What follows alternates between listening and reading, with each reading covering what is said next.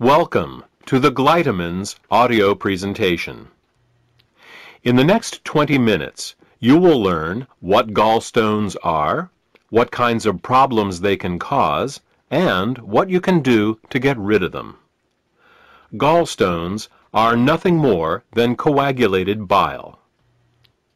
Bile is the green alkaline liquid produced by the liver, which, among other things, helps us digest our food. The liver produces about 1 liter of bile a day and stores it in a muscular sac called the gall bladder. The gall bladder then squirts this bile down a tube called the common bile duct into the small intestines to mix with the food that comes from the stomach. Well, that's what's supposed to happen. Unfortunately, with nutritional deficiencies and exposure to certain toxins, bile can thicken and form what is known as biliary sludge. When this biliary sludge forms, it makes it very hard for the gallbladder to get the bile into the small intestines. It's like trying to squeeze glue through a straw. It is out of this biliary sludge that gallstones are formed. Gallstones and biliary sludge disrupt the normal flow of bile, causing 3 different types of problems. The first set of problems is related to not getting enough bile into the intestines. The second set of problems occurs when toxins, unable to leave the body through the bile, back up and accumulate in the liver and the bloodstream. The third set of problems occurs when the bile, unable to get into the intestines, backwashes into the pancreas and liver. Let's start with the first set of problems and consider what happens when the bile becomes too thick or full of stones to reach the intestines in required amounts. The first thing that bile does in the small intestine is to neutralize the acidity of the food coming out of the stomach. In order to disinfect and digest the food that we eat, the stomach secretes hydrochloric acid. Did you ever wonder why the stomach doesn't digest itself? It's because the stomach has a special mucus layer that protects it from this hydrochloric acid. But the small and large intestine have no such protection. Instead, they rely on bile. Bile is a very alkaline substance, and when it comes into contact with the acidic food from the stomach, the acids are neutralized.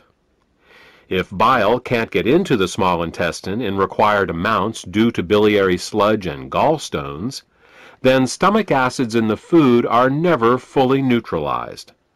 They can cause acid burns along the entire length of the small and large intestines, all 30+ feet of them.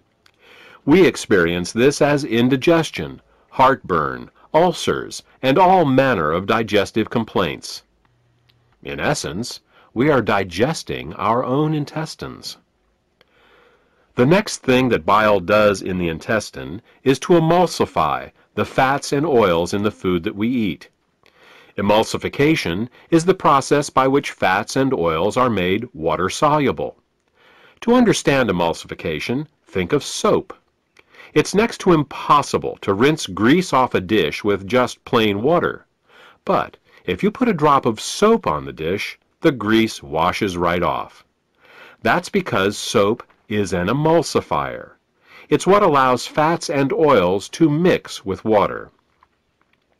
Bile is the body's natural emulsifier, and it is what allows us to digest the fats and oils we eat. Without this emulsification process, essential fats, oils, and all the fat-soluble vitamins we eat become very difficult to absorb. Without adequate bile in the intestines, a person can end up suffering from malnutrition, regardless of the quality and/or quantity of the food that they eat. If eating fats and oils gives you indigestion, or if you have difficulty with food absorption, it could be due to biliary sludge or gallstones. The next thing that bile does in the intestines is to stimulate Peristalsis. Peristalsis is the rhythmic, wave-like motion of the intestinal muscles that moves the food through our digestive tract. If you don't get enough bile into your intestines, you're bound to be constipated, no matter how much fiber you eat. Some people have the misfortune of experiencing alternating constipation and diarrhea. This can be a very confusing experience, but the cause can be quite simple. Without sufficient bile, the hydrochloric acid-rich, partially digested food just sits in the intestines with no peristalsis. Thus, a person becomes constipated, but at the same time his or her intestines are being burned. When enough acids build up and the intestines can't take it anymore, they purge themselves with a bout of diarrhea. Then, with the acids evacuated, the process starts all over again. If you are experiencing problems with constipation, diarrhea, or both, biliary sludge and gallstones could be the cause.